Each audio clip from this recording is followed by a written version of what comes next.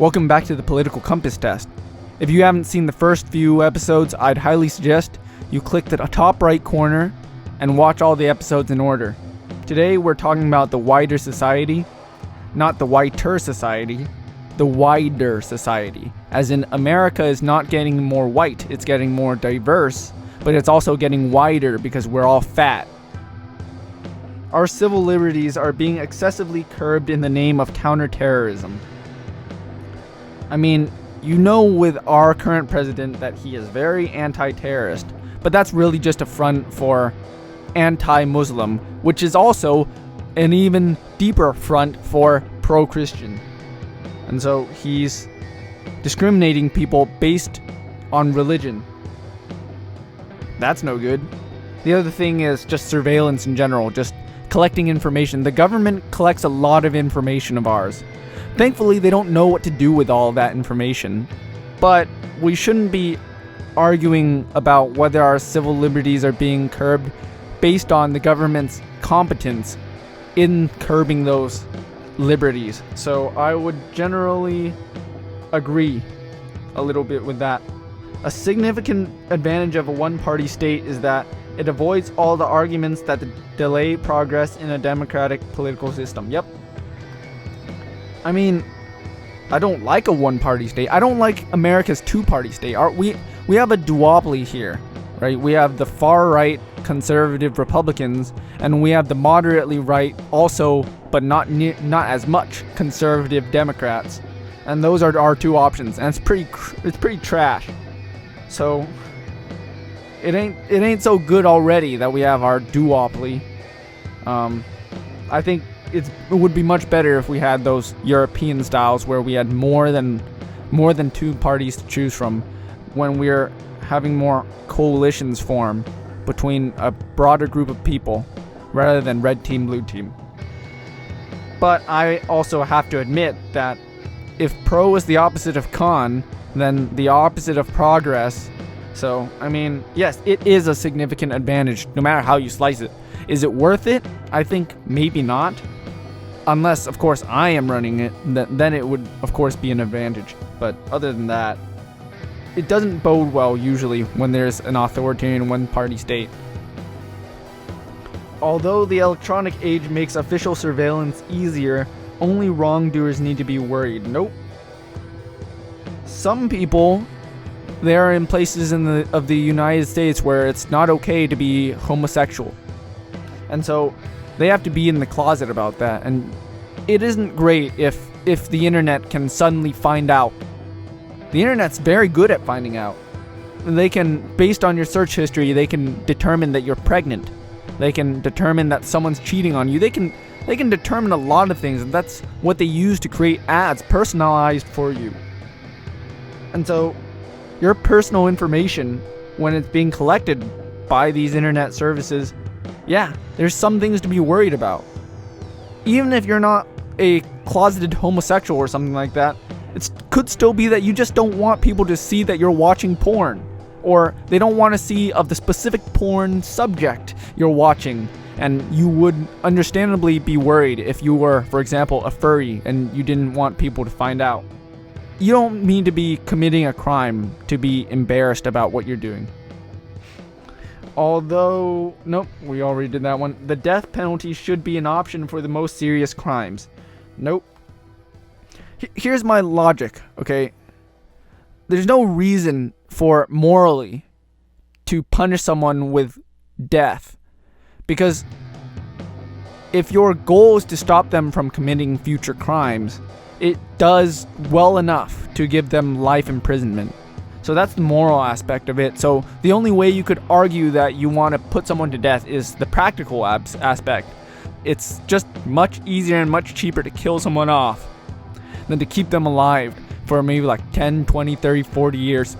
Except there's no reason to do that, because if you really don't value someone's life, if you value someone's life so little that you're willing to put them to death, then you must also be willing to use them, for example, for scientific experiments, right? You don't value this life, might as well put that life on the line testing for vaccines, right? Coronavirus. Imagine if we had a group of people that instead of putting them to death, we just use them as test subjects for coronavirus, and we could use them to develop a vaccine faster.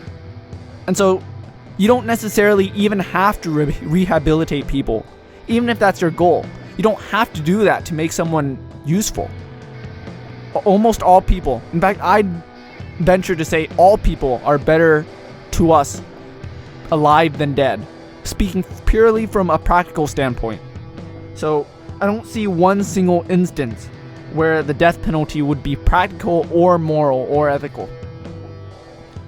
In a civilized society, one must always have people above to be obeyed and people below to be commanded. No. So it used to be like, for example, if you were in like the Middle Ages and everybody was just a incompetent buffoon who did nothing but just worry about what job they're doing, which is like farming and tilling the soil. And otherwise, they didn't really know much.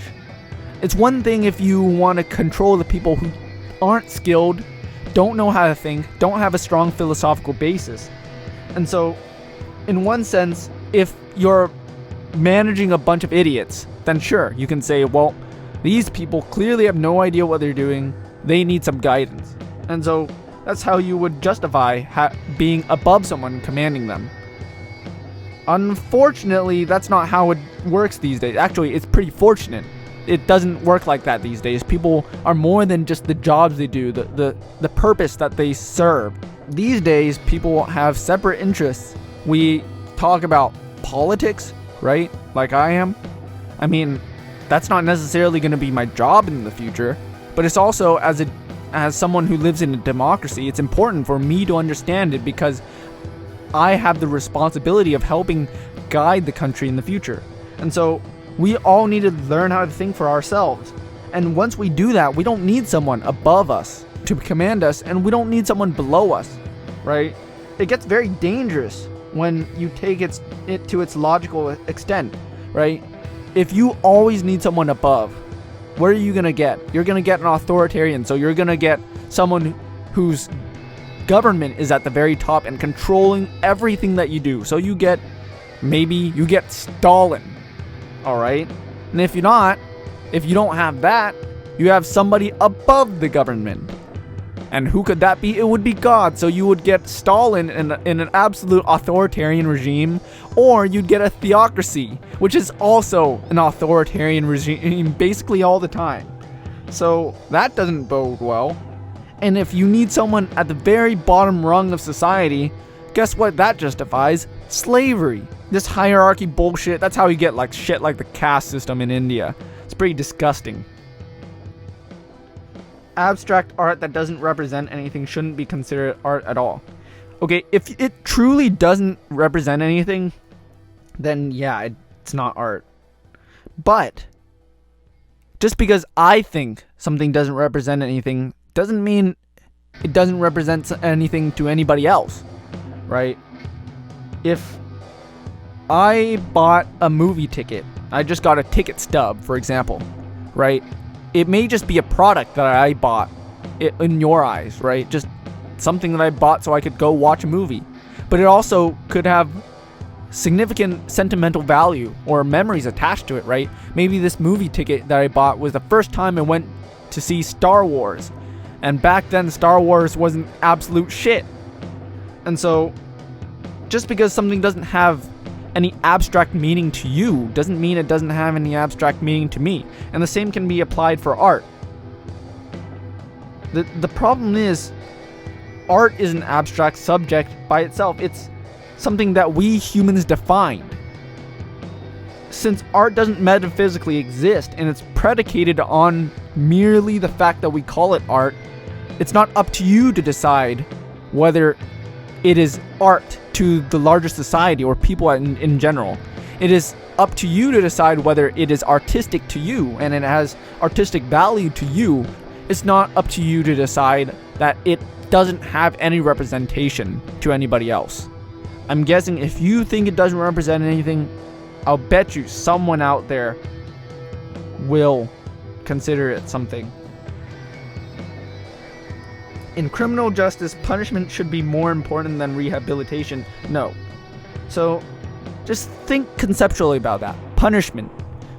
What are we doing here? We're taking the past. Someone committed a crime in the past, and we're making the future reflect the past, is basically what we're doing. You punched me in the past, I will punch you in the future. Symmetry. But do we want symmetry? Do we want the future to be just more of the same of what happened? No. If we want a society that progresses, that becomes better, why would we look to the past for guidance? Why would we take the wrongs of the past and then copy and paste them and put them back in the future? It makes no sense. If your goal is to make the future better, you should only look at the past as a clue for how to make things better in the future. You can't change the past.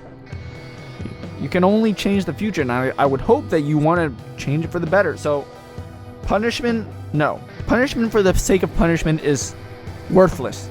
It's absolutely worthless. It accomplished nothing, basically. So it's about rehabilitation, about improving the future, and also sometimes prevention, right? So you may administer punishment to deter other people from committing crimes in the future. And so that would be a future-oriented justice system, something that we in America do not have, and which is completely broken. Our American justice system is completely broken. Our prison system is completely broken. There's an industry behind it. It's disgusting. So I'm not saying that punishment is never justified, but punishment for the sake of revenge or retribution, that is never by itself justified. It is a waste of time to try to rehabilitate some criminals. This is kind of the same thing.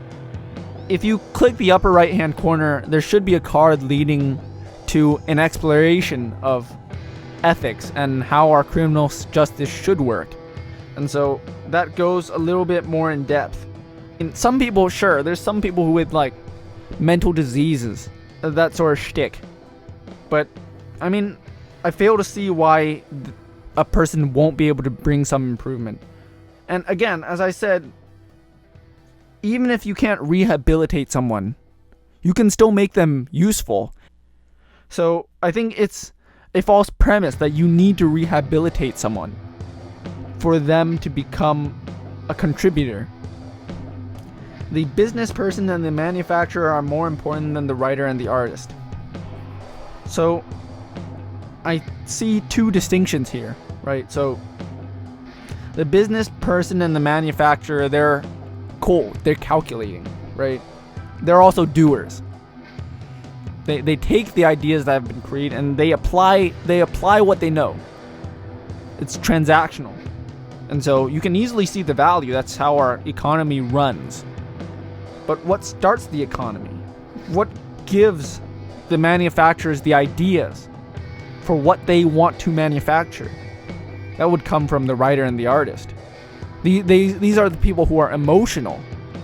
They analyze our motivations as human beings. And those are the people that say, hey, here's a problem, here's what upsets us, let's find out how to fix it, right? So the writer and the artist, I think they're motivational. They're based on what we inherently desire as humans. Also, they're creators. They're thinkers. So if you're analyzing whether the doers or the thinkers are more important, economically, you could argue that the doers are currently more important. But if you just take a look at the future, who is going to be more valuable in the future?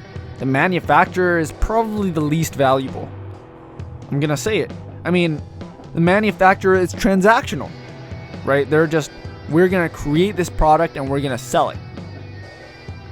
What about that can't be done by a machine?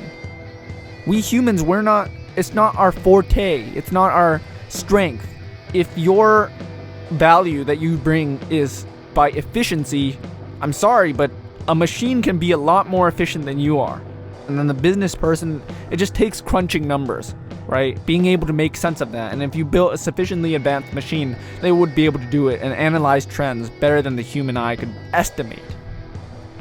And so the writer and the artist, those people who are creating, those people who are thinkers, now that is something that machines aren't currently capable of doing. So if you look not just now, but to the future, who do you think will be valuable in the end? I think the most valuable people are going to be the thinkers, the people who are motivational, the people who are emotional. And so I think to be human, to be good at what humans are naturally built to do, the writers and the artists, I've got to give them the edge. Mothers may have careers, but their first duty is to be homemakers. Nah, fuck this general shit. Okay, fathers may be homemakers too. It's not just a mother thing. I mean, sure, if you are thinking about being a parent, then I would say that you have the responsibility of knowing that you can provide good parenting for a child, and that you can bring them up in an environment that will be preparing them for success. That being said, you don't need to be a homemaker to do that. You can be a perfectly good parent while you also go out to work. And so these traditional ideas, they may have been useful when we were living in tribes and villages and up till a while ago, but today it's becoming less and less relevant. Fuck the general shit and also the parenting side of it. There's a little bit of a point to be made, but again, it's not a hard and fast rule, and it's definitely losing relevance in the modern world.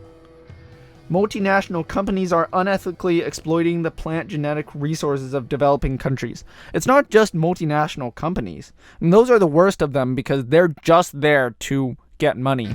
But it's also the imperialism, right? So the country's coming in and it's, I don't care about you, but I care about your resources, so I'm just going to steal that and leave.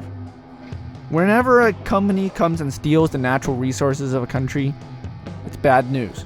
It's almost like a curse. It used to be good that you have natural resources, but now it just makes you monotonous. It gives you a dependence on your natural resource, and when it inevitably runs out, you got nowhere to go. And so it doesn't foster a good economic balance in countries to be exploiting their resources, just saying, well, you're only valuable because of what's hidden in the ground or in the plant genetic, so what you grow from the ground. It's never good news. Agree. Making peace with the establishment is an important aspect of maturity. No, especially we're in a democracy, we need to check the establishment. And it's not easy. The establishment is scheming up ways to keep its own power.